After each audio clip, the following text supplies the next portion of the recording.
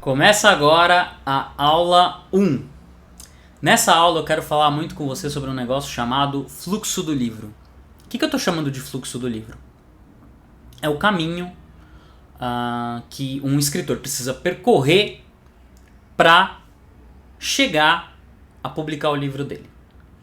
E nesse caminho todo, ele vai ter um monte de sinuosidades e tal, mas chega em um final e nesse final ele é recompensado financeira ou com o público que ele quer atingir. Então, nessa aula 1, eu quero mostrar para você que existem caminhos diferentes para se publicar um livro e que nenhum deles deve ser abandonado, mas que você deve incorporar pedaços de um e outro para você chegar no seu objetivo. E, obviamente, eu vou dar aqui muita atenção para o que é digital. Vamos lá. Opa! Então, beleza, minha gente. O que a gente vai discutir aqui? Primeiramente, a gente vai falar de fluxos de publicação de livros. Depois, eu quero falar sobre a jornada de um escritor independente. Aquela que você provavelmente já conhece, que envolve tentar uma grande editora, não conseguir, e aí você vai para uma autopublicação. Depois eu quero mostrar para vocês, então assim, depois que o escritor experimentou essas duas coisas, ele começa a ver que existem várias possibilidades de se publicar. E o que eu fiz foi organizar as coisas no que eu chamo de pirâmide de publicação e matrizes de publicação. Qual é a dificuldade e qual é o retorno que eu tenho em determinados tipos de publicação. A partir desta matriz, eu elaborei um que eu chamo de arquétipos de um escritor publicador, que é uma brincadeira com o tipo de padrão que o escritor toma na hora de publicar um livro. E por fim eu vou concluir toda essa ideia mostrando que você não precisa abandonar nenhum nem outro, mas mesclar todos os arquétipos em um só para você conseguir deslocar melhor a sua carreira, para você conseguir extrair melhor os benefícios da sua carreira dependendo do modelo de publicação. O roteiro está aqui, como você pode ver, então fluxos de publicação, jornada do escritor independente, pirâmide e matriz de publicação, os arquétipos do escritor publicador, e aí por fim a gente finaliza. Vamos lá? Então era uma vez o fluxo tradicional. Então antigamente eu escrevia um original aqui, enviava para uma editora tradicional, aguardava uma resposta para publicação e aí eu não recebia resposta. E aí eu ficava frustrado. E aí eu escrevia outro original. E aí eu tentava de novo. E aí se eu tivesse grana eu provavelmente contrataria um agente e tudo mais. Obviamente isso mudou. Beleza. Entrou a autopublicação. Então agora eu escrevo um original, envio para as editoras tradicionais, aguardo uma resposta, elas não me dão uma resposta, e aí eu vou lá e procuro pagar uma autopublicação, né, uma editora que vai imprimir o livro para mim, ou eu contrato serviços para tentar publicar na Amazon. Obviamente tem gente que já entendeu todos os esquemas e atalhos, contrata o mínimo de serviço possível e já consegue diagramar, fazer a própria capa e colocar lá. Mas é uma autopublicação. Aí o que essa pessoa percebe que autopublicou?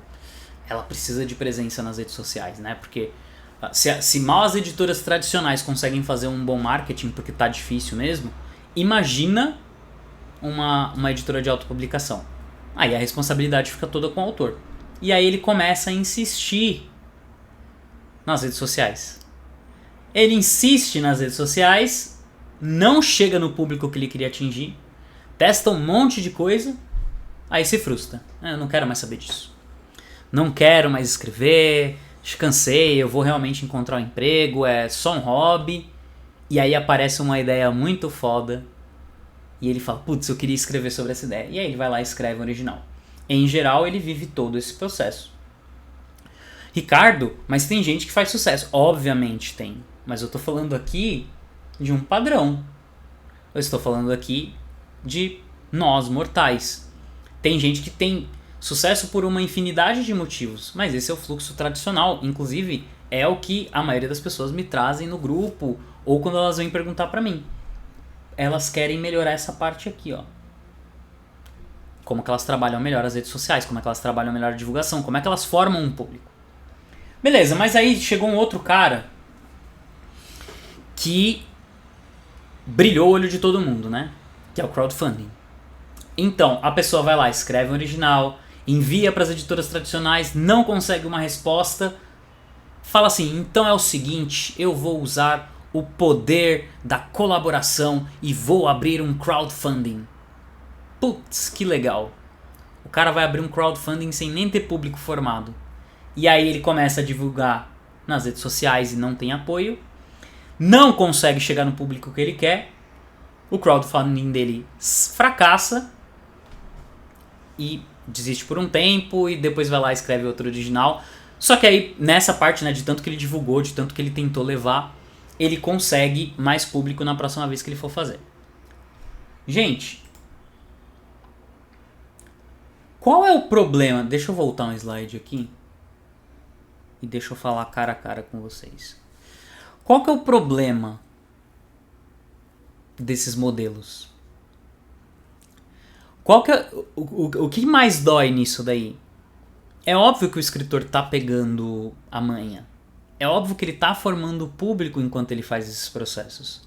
Mas ele demora muito tempo para conseguir fazer isso. Imagina você ter que fracassar 1 ou 2 crowdfundings para você formar um público mínimo que se interessa por você. Isso aí já foi 2 anos. E a internet tá assim, ó. Será que vale a pena? Será que não tem outro jeito? Mas espera, vamos dar uma olhada na jornada do escritor independente. Vamos supor que você é um escritor, você fez lá o seu original e você tem certeza que aquilo vai ser um negócio legal. Pera aí, deixa eu só diminuir a minha telinha aqui. Beleza, eu vou ficar bem pequenininho, porque agora é importante vocês olharem esse slide. Você tem certeza que uma editora vai gostar. É um puta material. Você vai lá e coloca R$1.000 só em impressão de original. Você manda esse monte de original para as editoras que você mais gosta. Você fala, cara, eu tenho certeza que eles vão gostar, porque é o novo Harry Potter. Enfim. E aí você não recebe nenhuma resposta. Aí você fala, mas eu vou provar que eu tenho algo bom. Então eu vou para uma editora de autopublicação e fazer sozinho. Muito bom. Você vai lá e coloca R$3.000 de investimento para 100 cópias, todos os serviços inclusos. Esse número eu cheguei, em algumas conversas com alguns escritores, eu tirei umas médias. Obviamente ele vai variar. Mas se não fizer sentido, vocês podem falar comigo, tá? Mas eu consultei algumas pessoas, fiz alguns estudos e foi nesses números que eu cheguei. E aí você vende 50, a editora vende 50, né? São 100 cópias a tiragem. E cada exemplar te custou R$30, porque são 100, R$3.000. Então, cada exemplar R$30. Aí você vai fazer o seguinte, eu vou vender esse exemplar a R$30. Se você e a editora venderem a 100 cópias, você recupera os R$3.000. Mas, considerando que você investiu aqueles 1.000 antes e você tem que colocar na sua conta, você teve um prejuízo de R$1.000. Para não falar que o tempo médio desse processo aqui que você está fazendo é de 1 ano. Você fez, não recebeu nada em troca, na verdade perdeu dinheiro. E aí você parte para o próximo processo. É desgastante essa jornada.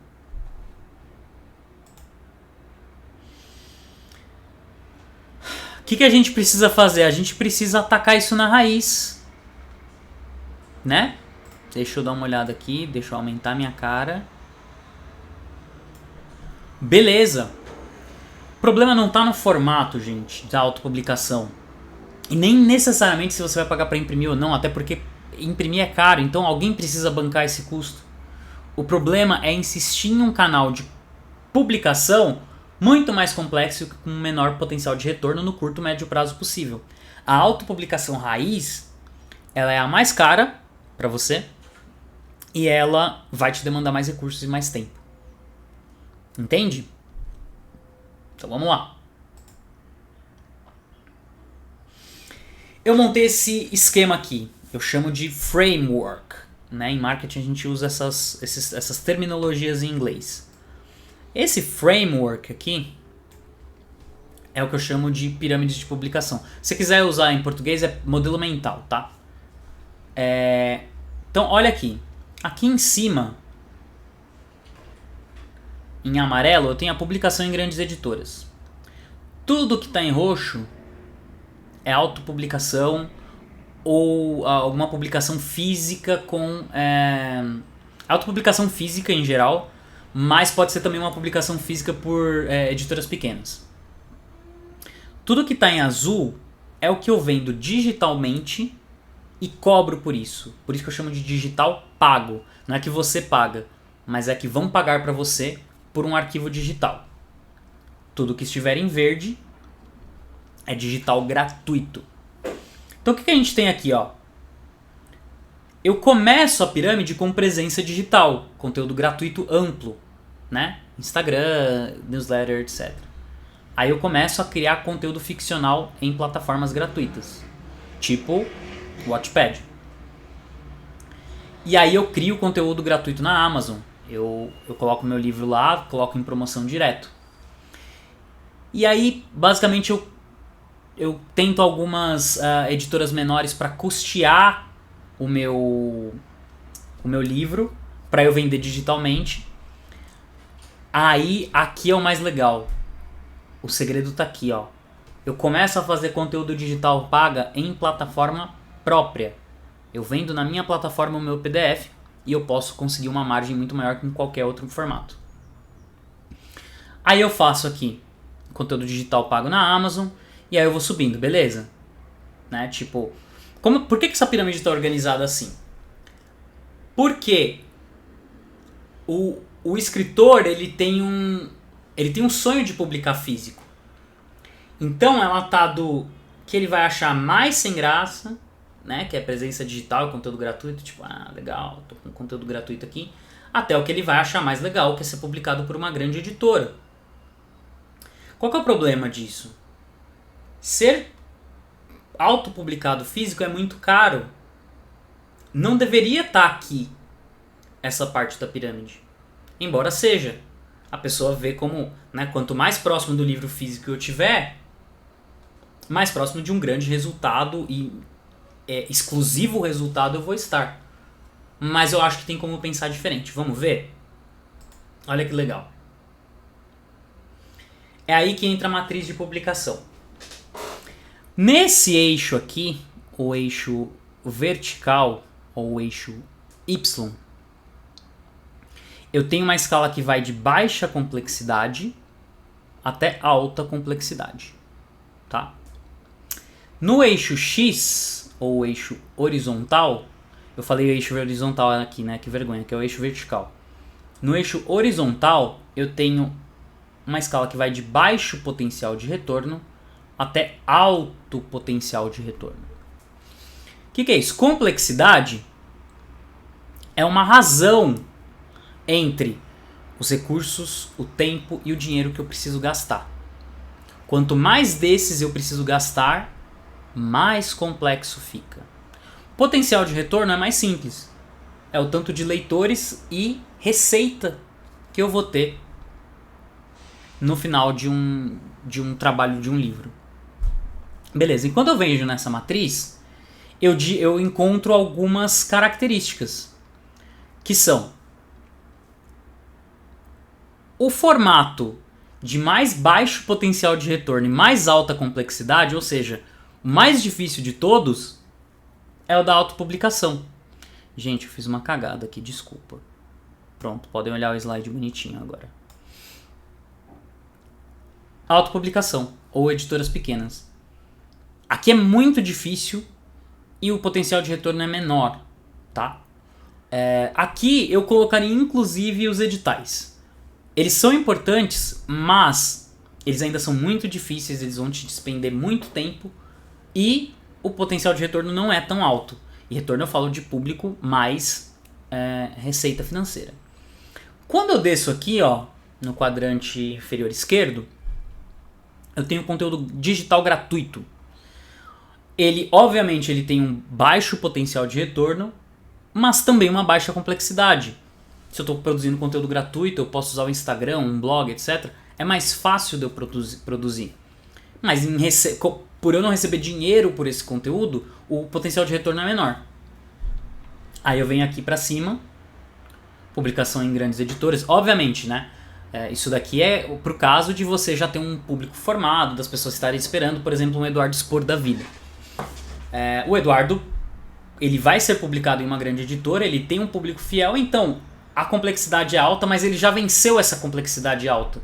Então é só ele produzir um conteúdo muito bom, como ele vai fazer pro público dele, né? E ele é publicado por uma grande editora, e aí o potencial de retorno é muito alto. Mas tem um carinha aqui, ó, que a gente negligencia, que é o digital pago, né? Que são as pessoas que já ganham grana na Amazon, estão explorando. Eu tenho uma complexidade muito menor do que o conteúdo que eu faço via autopublicação física, mas eu tenho um potencial de retorno maior, porque existe grana envolvida. E eu falo do pessoal da Amazon porque são eles que estão ganhando dinheiro, mas existem formas diferentes de se ganhar dinheiro na internet. E querendo ou não, na Amazon, quem está ganhando realmente dinheiro é quem está escrevendo livros hot. É mais difícil quando você vai para um outro nicho, muito mais difícil. Então eu tenho outras formas de ganhar dinheiro aqui. Esse é o cara negligenciado. A gente não está olhando para o digital pago aqui. E aí, é aqui que eu monto os 4 arquétipos de publicação baseados em potencial de retorno e complexidade. No quadrante superior esquerdo tem o guerreiro, cara que vai publicar porque ele tem o sonho de publicar físico. Esse cara é guerreiro. Eu tenho o tradicional aqui do lado, né? Pessoa que vai publicar por uma grande editora. Eu tenho o influenciador. O influenciador é o cara que usa conteúdo digital para alcançar mais gente. E eu tenho o ousado, que é o cara que está mudando as coisas. É o cara que está olhando e falando assim, dá para eu ganhar dinheiro de outra forma. Beleza. Vamos falar dos 4 arquétipos. Quem é o guerreiro? Vamos fazer isso aqui, ó. Colocar minha carinha aqui. Beleza. Guerreiro no quadrante superior esquerdo, tem sempre 3 características para cada arquétipo, tá?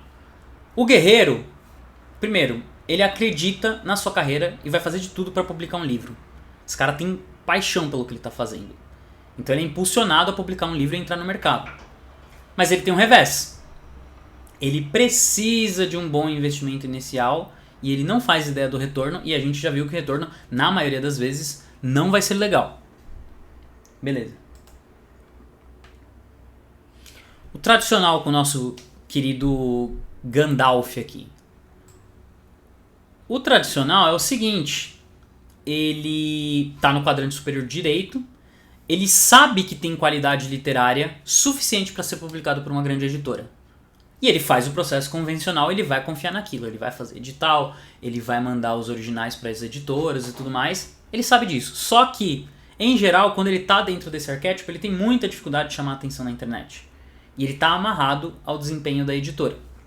Isso já está mudando, tem muitos autores tradicionais que estão aprendendo a virar essa chave.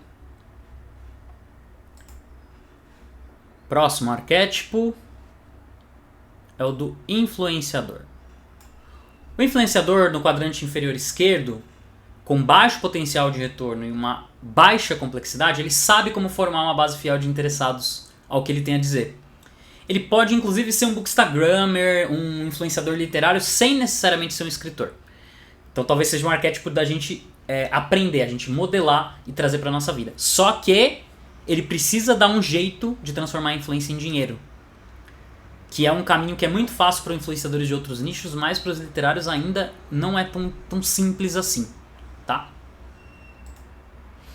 E por fim, eu tenho aqui a gloriosa princesa Leia, ousada, no quadrante inferior esquerdo, com alto potencial de retorno e baixa complexidade. Então ela utiliza os meios digitais disponíveis para comercializar as obras, ela tem domínio de ferramentas como a Amazon e utiliza as redes sociais para se promover, mas depende muito da própria distribuição para conseguir vender com eficiência e leva tempo.